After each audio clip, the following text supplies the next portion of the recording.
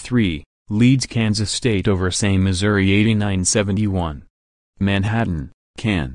App, with around 50 friends and family coming in on a nearly 6-hour bus ride from St. Louis, Xavier Sneed felt at home in more ways than one at Bramlage Coliseum on Saturday night. Sneed scored 23 points to lead Kansas State over Southeast Missouri 89-71.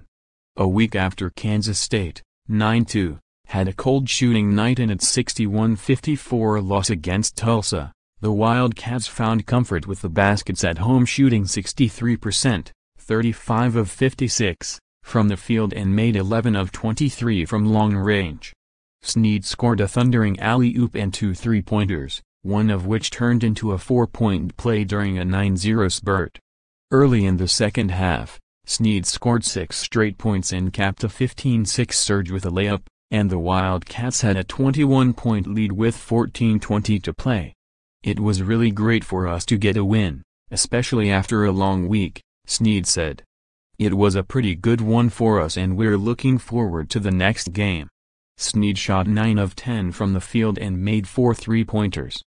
Dean Wade added 19 points on 7 of 8 shooting for the Wildcats. Denzel Mahoney led Southeast Missouri, 6-5, with 23 points and made 5 threes. Daniel Simmons chipped in 17 points. Early and often, the Wildcats were causing a bevy of problems for the Redhawks, who just couldn't recover. When Southeast Missouri attempted to pull within 10 points, Kansas State turned up the scoring. However, for Southeast Missouri coach Rick Ray, it was the early turnovers that set the tone for the Redhawks. "We talked to our guys about how they force 16 turnovers a game. Once they get the turnover, it ignites their fast break," Ray said. "They are very lethal once they are in fast break opportunities. I think the first 3 minutes of the game we had 4 turnovers, so they were scoring off of our turnovers. They were getting so many paint opportunities because of our poor transition defense." The Redhawks couldn't overcome scoring spurts from Kansas State, had frequent scoring droughts, and couldn't get within 10 points over the course of the second half.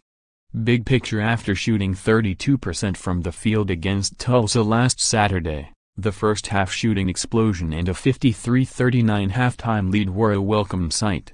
Seeing Xavier Sneed continue to emerge as a scoring threat bodes well once the Wildcats enter Big 12 play. Kansas State has their final non-conference road test against Washington State before traveling to Iowa State on December 29 and number 11 West Virginia on New Year's Day. Up next, Southeast Missouri, the Redhawks host Bradley on Wednesday.